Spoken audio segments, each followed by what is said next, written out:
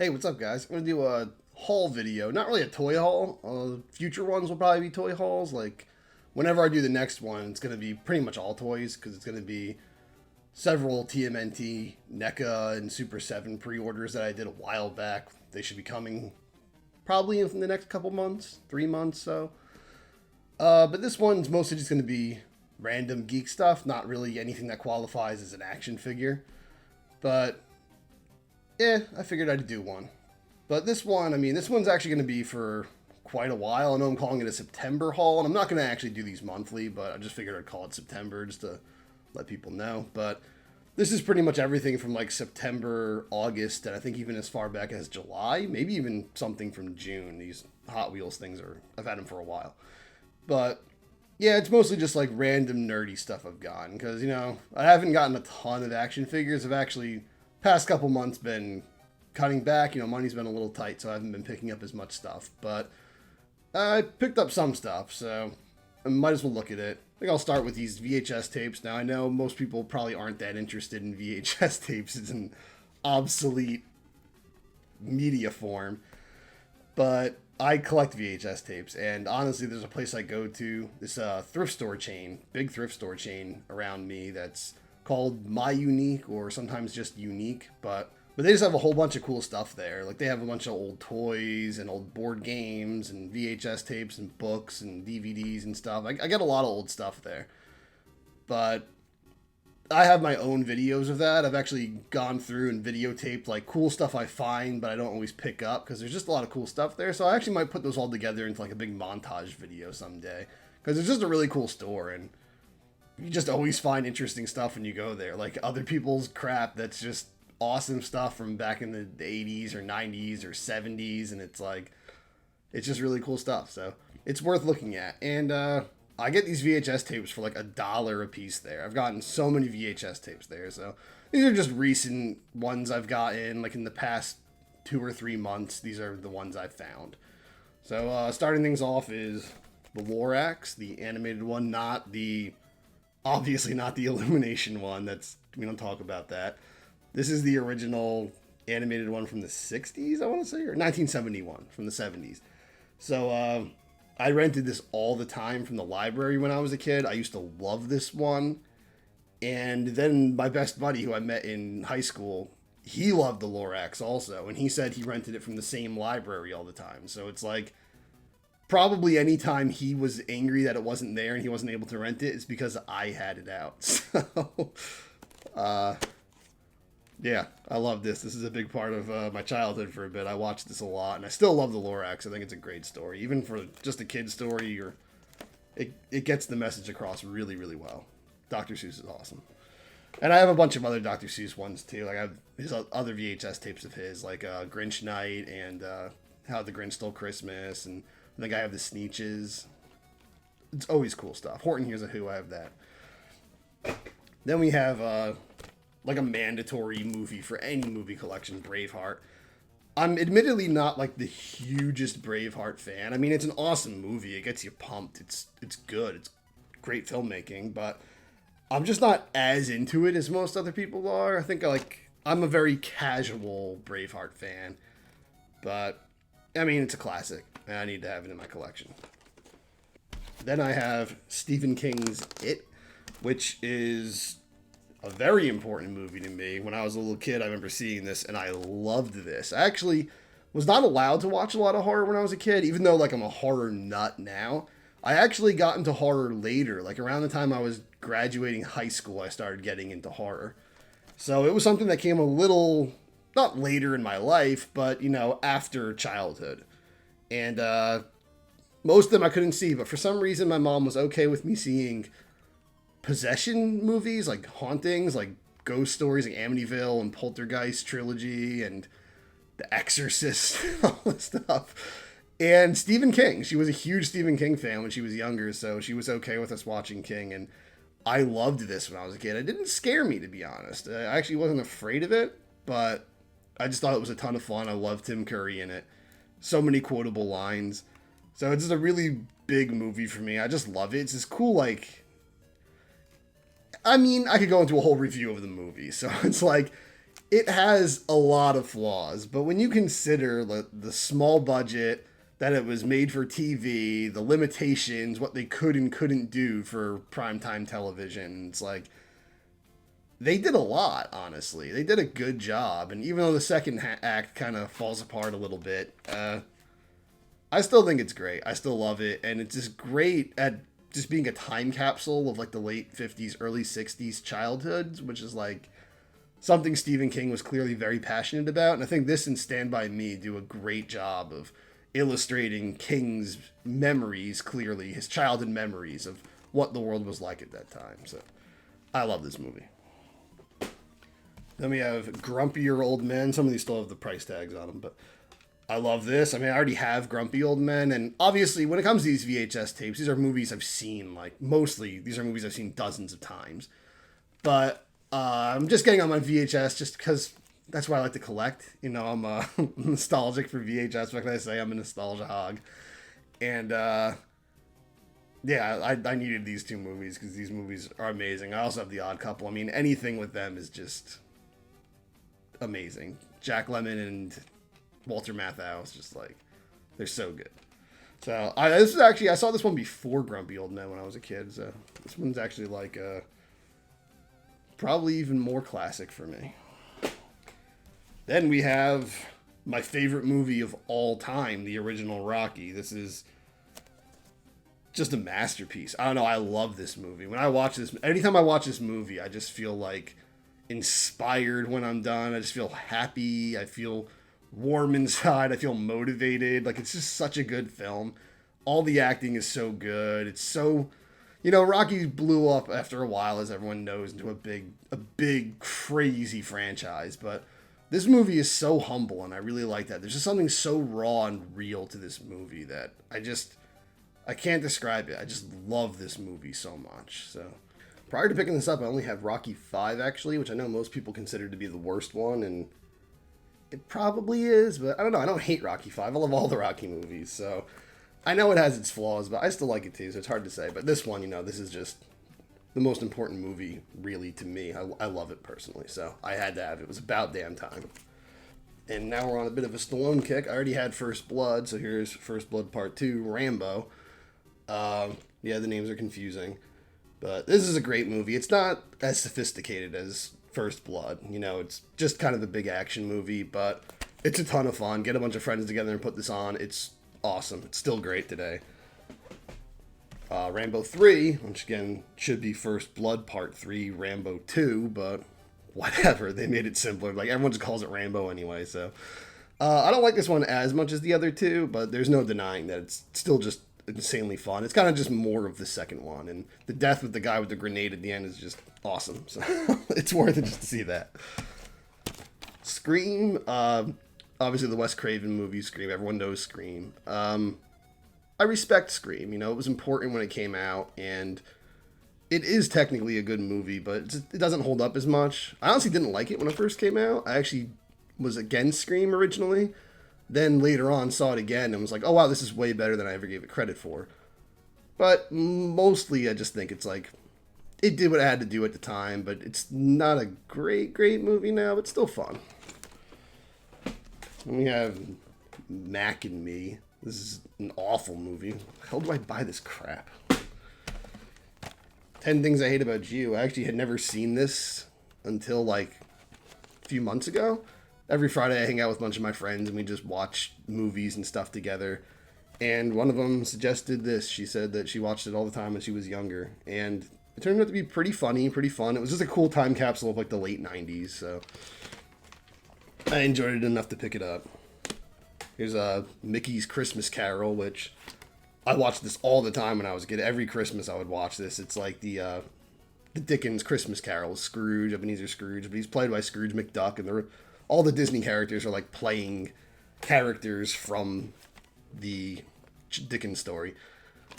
The animation is beautiful in this. It's so good and so cool to see how much they really utilized a bunch of characters from like Wind in the Willows and all these weird places, and Mickey and the Beanstalk, and it's like they just brought in these crazy characters from Disney history, and they really did a good job. And the voice acting is amazing. I love this. Air Force One, Harrison Ford action movie from the 90s. It's fun. Not one of my favorites, but it's a good movie, so might as well grab some more Ford. He's always good stuff. And then here, I actually don't know what the hell this is. This is some monster movie behind the scenes documentary thing, and I believe that's the aliens from the beginning of Night of the Creeps on the front, which is random. I think that's what that is. And I think we have, I would say the Gorgon, but I think it's actually from Jason and the, or not Jason and the Argonauts, Clash of the Titans. I think it's Medusa. But, yeah, it's like a behind the scenes look at like movies from totally different time periods, like Frankenstein, Poltergeist 2, King Kong, Ghostbusters. Like, I don't know, I gotta check it out sometime. This is weird. I just like having cool stuff like this. I love monster movies. I love horror films, so I needed that. All right, so that's enough of my Victorville film collection. I know no one really cares about VHS tapes. They're a dead format, but I love collecting them. You know, they're my childhood, so. Anyway, here's the next item I got. It's the Tiger electronic re-release of The Little Mermaid.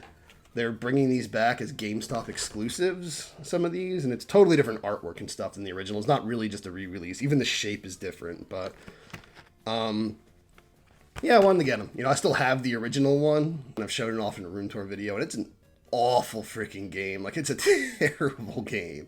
And this is the exact same game, so I'm never going to take this out of the packaging. It looks nice in the packaging, too, even if it's not the vintage artwork. I kind of like the vintage artwork more. It had more charm. It had that kind of simplistic color scheme and more unique artwork. Like, this is the same promotional artwork you see on all merchandise these days, so it's kind of like how many times have you seen that picture?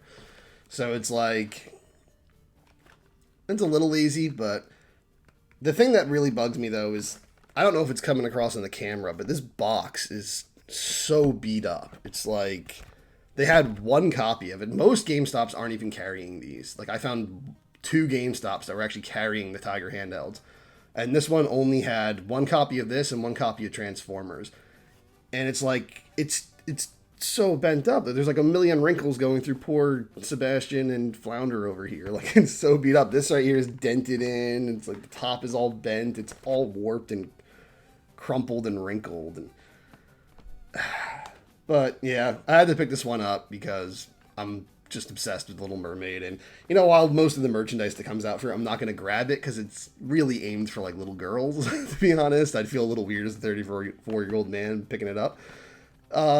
I still like to collect what I can for it because I just love the movie so much. And especially stuff that, while this is a re-release, you know, the original game came out in 1991, just 2 years after the movie. And I usually like collecting the vintage stuff that actually reminds me of the time when the movie was new, because that was a great time in my life. So I really want the Sonic the Hedgehog 3 one, but nobody seems to own it. So it's kind of hard to get a hold of it. But when I find it, I'll pick that up too. Hopefully the box will be in better shape than this one.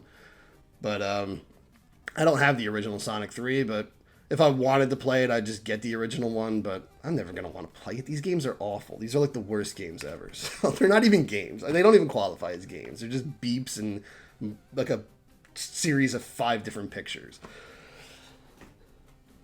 Then I got these a while ago, actually, but I figured I might as well just show them off because I do so much turtle stuff on here. I don't collect Hot Wheels, but every now and then there's a series that, you know, I'll want to pick up. Like, I got the Universal Monsters ones and the Super Mario Brothers games ones and stuff. So they had the 4 turtles. They had their own little ones. I noticed that the packaging is much cheaper than they used to be. I don't know if all Hot Wheels did this now, but the packaging is like made out of really thin, like recycled cardboard. So they seem like they would bend and warp very easily. And then we have one of all 4 turtles. It's supposed to look like the turtle van. There actually is a turtle van Hot Wheel, and that I actually really want because that's really cool. But as you can see, they use that like kind of crappy new promotional artwork that's supposed to look like the vintage style, but it doesn't really. I mean, usually the 4 turtles look better than like when they try to do Bebop and Rocksteady, these new artists, but it's still just kind of weird. It's like, it doesn't quite work. And then, I don't know if you can see it on there, but Leonardo's headband is like green. It's like the color of his skin. So it looks like he has like antennae on the side of his head, or like just has like a 2 weird growths on the side of his head. It's really gross. And that exact same error is in this exact same picture in the got Ultimate Guide to Turtles book that I have, my coffee table book. So it's like, you've been using this promotional piece of artwork for like 4 or 5 years now, and they haven't fixed that headband once. Like, come on, guys. Like, it just shows like how they don't really put much thought into. They just throw out these products just to make a ton of money off of the Ninja Turtle brand. But suckers like me are gonna buy them, so it worked. All right, and then the last thing that really isn't a Halloween decoration, even though most people would probably call it a Halloween decoration, is I got this from the. I don't collect the Disney Showcase figures because, I mean, they're just so expensive, and like, I'm not gonna grab everything Disney. I'm kind of selective about my Disney stuff. I'll grab like Little Mermaid, Nightmare Before Christmas, maybe some other stuff here and there. But I love this statue. I had to get the statue. I saw it online and I was like, that's just beautiful. That's a beautiful statue. Like, there's so much detail put into this. It's kind of like giving Sally like the Disney princess treatment. And there's a Jack that goes with her, but he costs so much money. Like, they both cost so much money, and the Jack one's barely detailed, and to be honest, Sally's just nicer to look at than Jack. Like, this is a gorgeous statue. And I don't know how much of it is coming across, but there's just so much detail like worked into that. And like the fishnets on her dress at certain parts, if you look at them, they actually designed them so that they're like ripped. They're kind of faded and there's holes in them, like how Goth's fishnets would probably look. And like every little stud here actually sticks out. It's bumpy. The cobwebs are bumpy. Like, everything is like actually sculpted in and fully painted really well. It's just a beautiful figure. I really like this one. And Sally's adorable. I just love the character. So it's like, I'm going to leave this out all year. This isn't even going to be a Halloween decoration. Like, I'll just put it in front of my TV or something. So she'll always be out because this is too gorgeous a figure to hide and throw in a closet or something. So Sally stays. I like the little Beetlejuice looking tufts at the end here. Because, you know, I know Jack wears the black and white too, but his are more like pinstripes, like white pinstripes on black, whereas this is like full Beetlejuice. But I might grab the Jack at some point because they look good together. I know there's like also other ones. There's like 2 Jacks actually, and but I mostly just wanted the Sally one. I really like the Sally one. So all right, now time to get into stuff that is exclusively Halloween decorations, because I've been going crazy at Spirit Halloween, and every time you go there, they give you another coupon for 20% off. So it's like you just keep going back and buying more stuff. So first I got something that actually I've been wanting to get for quite a while now. An idea I had of like a shelf that's just a bunch of, you know, little trademark items of the killers from the horror films and stuff. Like, not necessarily figures of them, but, you know, Jason's mask and Freddy's glove and stuff. So I like to get stuff like that. So I have a cool little shelf. You know, I want the puzzle box from Hellraiser. So I got Judith Meyer's gravestone from the original Halloween, where you know, when he kills Laurie's best friend, she sees him in the bed, and there's the gravestone on top of her and everything. Totally.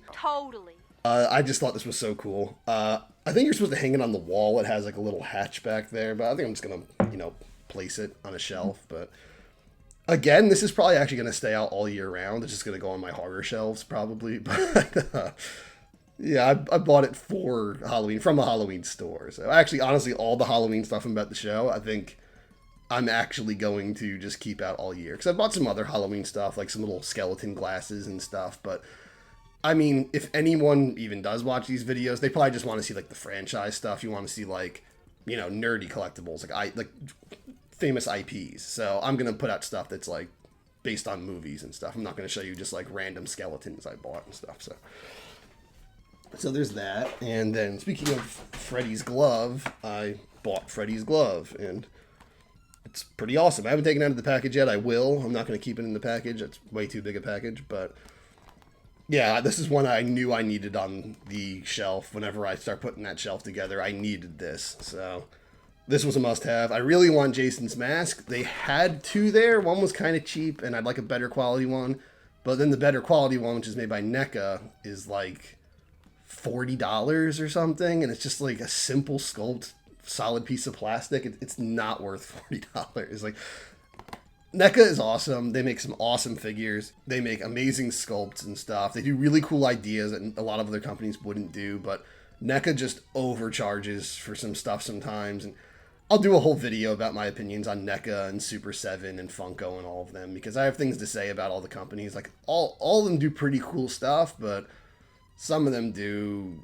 Some stuff I'm not a huge fan of. But, you know, I'll just talk about the brands as a whole. But NECA stuff is usually very expensive, so I didn't pick them up then. Maybe I'll pick it up in the future, but I had to get this. This was so cool. And this was cheaper. I feel like this is actually more involved than the Jason mask by far. Like, look at all these little pieces. There's articulation and stuff on here. You can wear it on your hand, so...